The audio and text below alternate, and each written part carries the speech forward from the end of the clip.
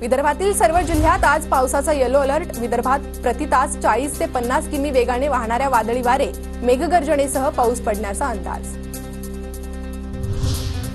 कोकणात पावसाचा yellow alert. Konkan किनारपट्टीवर प्रामुख्याने रत्नागिरी, रायगडमध्ये मुसळधार पावसाचा अंदाज. मध्य महाराष्ट्रातील पुणे, सातारा जिल्ह्यात पावसाचा जोर वाढणार.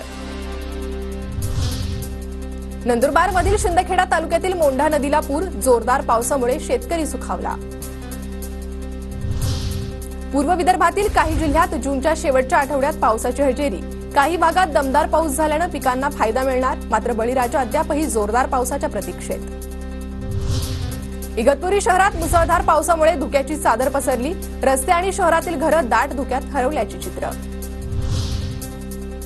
अंबरनाथमध्ये भलं मोठं झाड कोसळलं. हुतात्मा चौकाकडून वॉटर सप्लाय ऑफिसकडे जाणारा रस्ता काही काळ बंद. अग्निशमन दलानं रात्रभर प्रयत्न करून झाड बाजूला केलं. भिवंडीत दमदार पावसाची हजेरी. पावसामुळे वातावरणात गारवा. कल्याणपूर्व लोकग्राम परिसरातील चाळीतील घरावरचा पत्रा पावसामुळे कोसळला. घरातील 4 जण जखमी. राज्यात पुढील 3 दिवसात पावसाचा जोर वाढणार. मध्य महाराष्ट्र, कोकण, विदर्भासह पश्चिम महाराष्ट्रात जोरदार पावसाचा अंदाज. पुणे, साताऱ्यासह संपूर्ण विदर्भ आणि मराठवाड्यातील अनेक जिल्ह्यांना येलो अलर्ट. हवामान खात्याचा अंदाज. नंदुरबारमधील शिंदखेडा तालुक्यातील मोंढा नदीला पूर. पावसामुळे शेतकरी सुखावला. कपाशीला योग्य पाणी मिळण्याचाही अंदाज.